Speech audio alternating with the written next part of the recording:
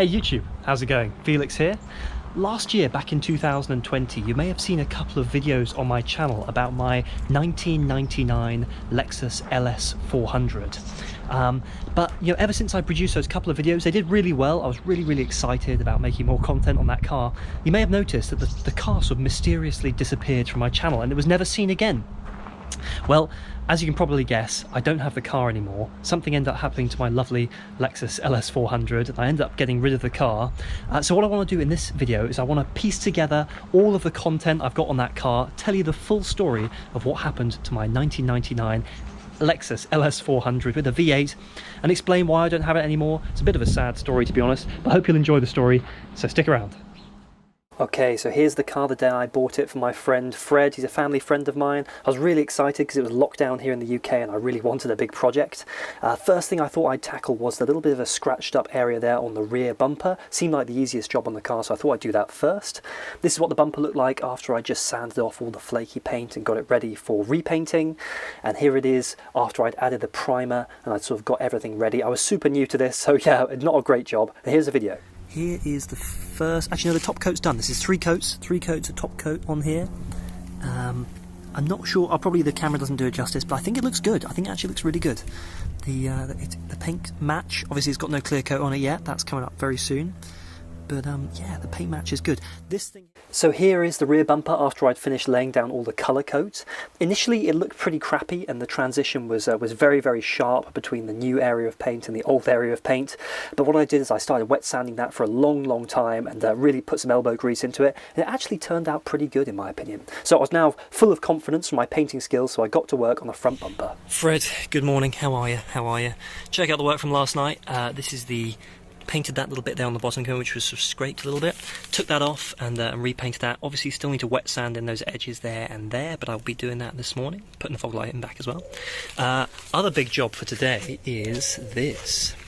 So I've been taking on, car is on jack stands. We've got a little, you know, we're jacking the rear differential here, if you can have a look. There we go. We're jacking the rear differential, as is the correct jacking point, I've been told by the internet. We've been sanding off the rust here on the edges, and this is my first ever attempt at body filler. I'm probably going to have another attempt because, to be honest, I had no idea it would harden so fast. It went off like ridiculously quickly, I'd say under 2 minutes. I thought I'd at least get like 5 minutes out of it, but it went off so fast. It's sort of mild chaos, but you know, we're having a go at that. And yeah, to see if we can take this rust off. I've got the paint, I've got the primers, I've got the rust paint. I'm going to paint on the inside. I'm going to sort of do a full repaint job. And we'll see how it comes out, yeah. Now this next job, which was repainting the rear arches and fixing all the rust and using all the filler, I think I slightly underestimated how difficult this job would be. It was much more challenging than doing the rear bumper, and to be honest, I ran into some problems. So yeah, this is explained in the next video, which I sent to one of my other friends. Beautiful copy of The Economist here, by the way. Perfect use for it. Obviously don't read it, just use it for car painting. So what happened is, so the filler's gone on pretty well, I'd say. The filler's decent. Primer went on fine. Top coat went on fine. But what I found is that because I was a bit scared it was going to, you know, I needed to cover the filler properly, I thought that I've put on the top coat a bit thick. So what I ended up with this was quite a nasty paint line here after I removed the tape, and I was going to do the lacquer. So what I've decided to do is I've taken the tape off and I've wet sanded the edge here of the paint to try and get a really nice, like, smooth paint line, which there now is. And basically what I'm going to do is I'm going to try and lacquer it sort of freehand without having it fully masked. I'm just going to try and lacquer it over and cover them. I'm actually going to paint a couple of coats of base coat again, try and blend this and then lacquer over the top. That's my hope, at least. To be honest, I'm really YOLOing this a lot. I have no idea what I'm doing.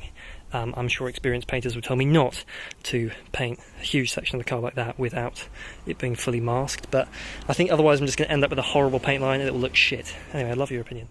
So here it is after lots and lots of elbow grease, lots of wet sanding, lots of trying to blend the paint in. The job was okay, it wasn't perfect, but I was relatively happy with how it came out. I know you're not supposed to wax the newly painted paint for quite a long time, so I didn't wax it, which is why it had that very sort of dull finish. But overall, I was pretty happy considering I did all the work myself on the driveway. Okay, so next you're seeing my order of LS400 parts from Rock Auto. I ordered these from the USA. It's actually really difficult to find LS400 parts here in the UK, so it's just easier and cheaper actually just to order them from America.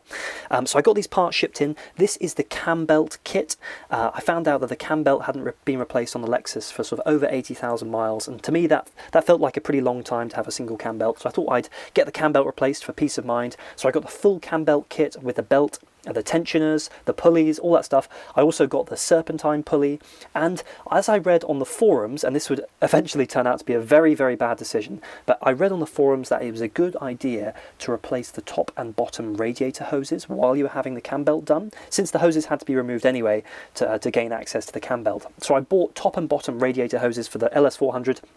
They're made by a company called Gates, and Gates are a really massive part supplier in the US. You know, they're a renowned company. I thought I was going to buy some really good quality stuff and I'd have absolutely no problems at all. So the parts arrived from the US and then I got them installed. So all in, I spent about £700 having the cam belt replaced on my LS400, including the parts and the labour. I had an independent specialist here in Surrey do the job for me. Everything was absolutely fine, the car was beautiful, everything was working as you'd expect. A couple of days later I drove the car like on a relatively long journey of about 60 miles.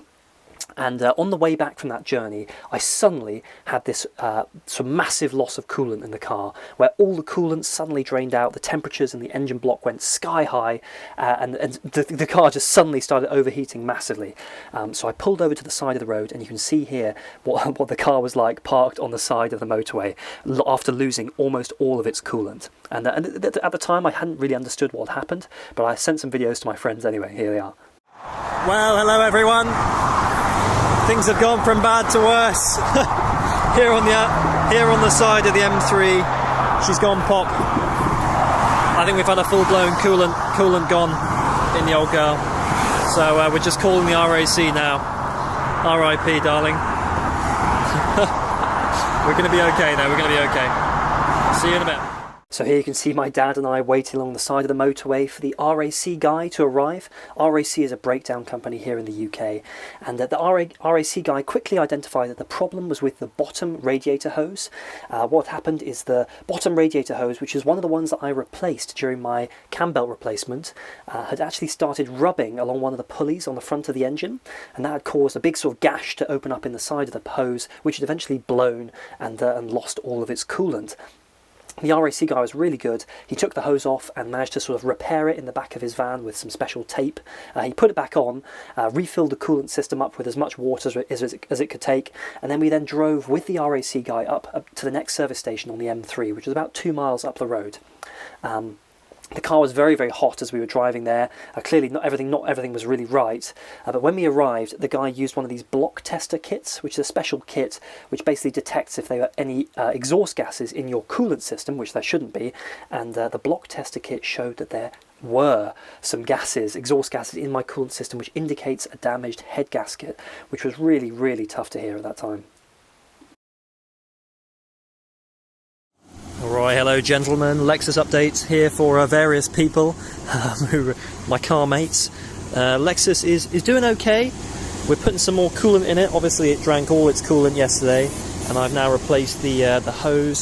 So this was the shitty aftermarket hose which I bought, which got absolutely shredded by the old, I'll show you the pulley. So it's this hose here, and it was basically rubbing against this pulley here, which is the water pump pulley, I think. And it was just pushing up against there. This is the OEM hose I put back in. Luckily I didn't throw it away. And this one fits beautifully. It's a completely different shape, to be honest. It's way away from the pulley. And that one appears to be nice. I changed that, no leaks. It's drinking coolant. So yeah, as the guy tested yesterday with one of those block testers, which fits on top of the coolant thing and sort of detects hydrocarbons coming out of here. He suggested the head gasket was gone. I'm not so sure. Let's have a look at the rear. Because obviously some smoking or some steaming would be I mean, you can see it is steaming a touch, but not a lot. Can you see that? It's just like wisps of steam. I don't think it's that bad. I think what I'm going to do is, because there's no coolant in the engine oil cap in here, there's no there's no white sort of marking on the inside of that cap. I'm going to let it run for a bit and see if that happens. But I don't think it's going to be. I think it'll be okay. And in which case I might try some of that stuff, which is the sort of engine block sealer you can get off eBay for like 12 quid. I'm just going to feed this some more coolant. Yeah, I might feed it some of that shitty engine block stuff and see if that does the job. I'm not so sure. This might be terminal for the old Lex. The poor girl suffered a lot. And I've also noticed that at the back of the engine here especially, that it is smoking quite badly. That's where the cam cover, the rocker cover gasket has failed. Anyway, happy days. Catch you all in a bit.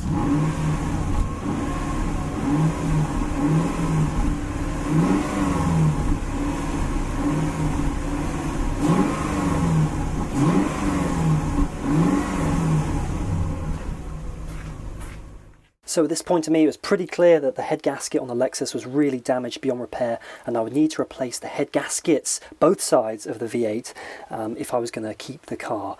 And I looked up the cost of doing that. It's a really quite a complicated job. It was going to cost me at least another £1,000 or so to do that job to the Lexus, and in my mind at that point I'd already spent far more than the car was worth, combined with the cam belt kit that I did as well.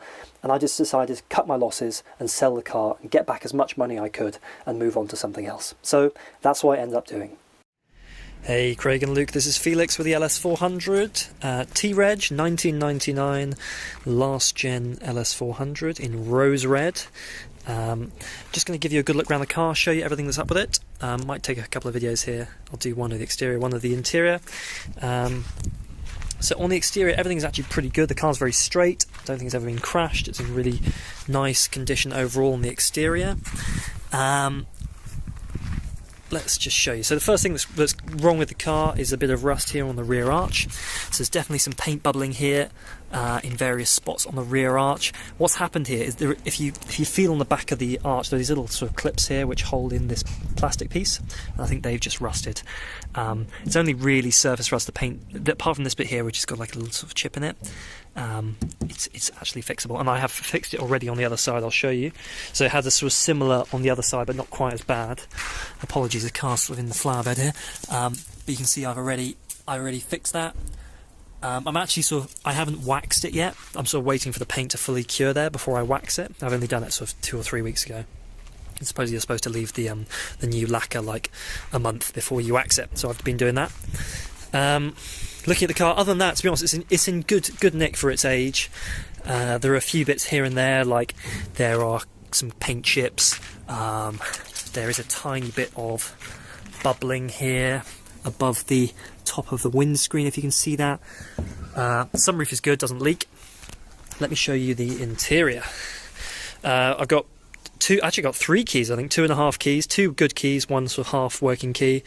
Give you, obviously, they're in quite good nick. Interior is lovely. The car is the leather is nice. I mean, the car is, I look after the car, so it's clean and nice. Carpet's probably not in the best condition, a little bit stained. Heated seats in the back, working. It's got lovely heated seats in the back. They are fantastic. I'll show you the front. So front, lovely. I mean, there's like a touch of wear here on the door. Driver's seat is a little bit, like this bolster here is a bit softer than that one, as you'd expect, because you're bumping that as you get in, but overall it's good. Just jump in. Yeah, I'll just show you the ignition. If I can get the bloody key in, there we go. Here it is. I'll just switch the old trip over so you can see it. There you go, 206049. Nav works absolutely fine. Nav is absolutely lovely. The cigarette lighter, I fixed this when I first got the car, that works. Loads of storage. Everything here is just nice. And the sunroof, yeah, lovely. Love it. I've got, you guys know these cars. There are a couple of problems on the interior. The only problem is the backlight on this one and this one and this one don't work. So the backlight on this one works, but not on the other. So that's the only real problem on the interior. And the steering wheel height adjustment works. So it goes up and down, as you can see, but it doesn't go in and out, which is just a bizarre fault. I think the little cog on the inside is pretty common fault on these I've seen. I think the little cog on the inside is gone. Let me pop the bonnet. And I will show you, maybe I'll do that in a separate video, just so this doesn't get too long. I'll show you the engine bay. So here's the engine bay of the lovely LS. Yes, as I said, I literally just had the cam belt and water pump done on it. I'm just going to pop off this plastic bit here, which covers the sort of air filter, pop that up. I'll show you exactly what went wrong with the car. So you can see the coolant level's a bit low. So what happened basically is if we look down here at the bay, this hose here, this radiator hose, I replaced this hose when I had the cam belt and water pump done. I replaced it with an aftermarket Gates hose, which I thought, you know, Gates are pretty well-renowned brand. They're pretty decent. I thought I'd be absolutely fine with the Gates hose.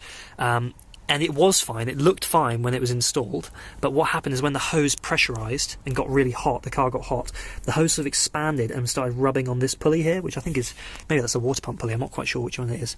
But anyway, whatever pulley that is, it started rubbing on that, eventually cut a hole in the hose, and then blew completely and, you know, gushed coolant. Engine then got really hot, and that's what's damaged the head gasket. So I've been refilling it with coolant over the weekend, because I obviously took the broken hose off and put the original hose back on. So this is the OEM hose. This one here, which is the other hose, is the Gates one, but that one's a better shape and doesn't rub on anything. Obviously I'll give you the original hose for the top one as well. That's the reason why the coolant's a bit low, because I've just been feeding it more coolant over the weekend. I'll put some more in and fill it up to the max. I think it's probably sort of because I was letting it settle out. Other than that, you know, this thing has got a brand new water pump in it, brand new cam belt, brand new serpentine pulley, brand new tensioners, brand new you know, idler pulley, all that shit. It's got a lovely Bosch battery in it. You know, it doesn't burn oil. It drives great. It's, you know, it's a great car. It's in very good shape, apart from that bloody disaster on the cooling system. But yeah, I hope that gives you a good look around the car. I'm not sure what else I can really show you. I've got Bridgestones all round, proper Bridgestones, the Turanzas, the decent tyres. I swapped the rears and the fronts and rotated them the other day. These are now these are the old rears, so they've got about 5mm of tread, and the rears were the old fronts, and they've got about 7mm of tread. So they're in pretty good shape. They've got a lot of life left in them.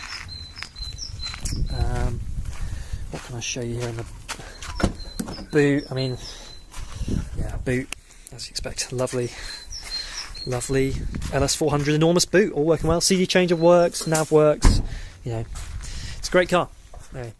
So I ended up selling the LS400 to Luke, who's the guy I sent the previous video to in the previous clip. It's a really bummer of a story. It's a bit of a sad story. I guess I just wasn't the right owner for the car at the end of the day. I wasn't willing to invest the time and the money into doing the head gasket and getting the car back on the road. But if you're watching this video, don't be put off by this story. The LS400s on the whole are incredibly reliable cars.